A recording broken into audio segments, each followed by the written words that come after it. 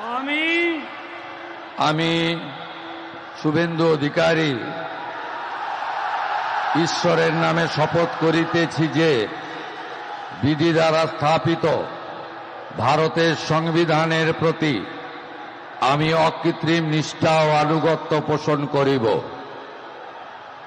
আমি ভারতের সার্বভৌমত্ব ও অখণ্ডতা রক্ষা করিব।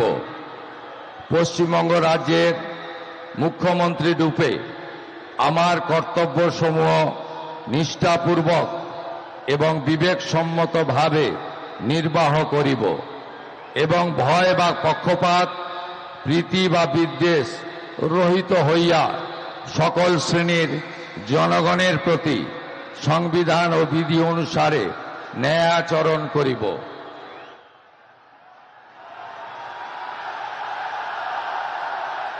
ফলো করুন টাইমস নাও খবর।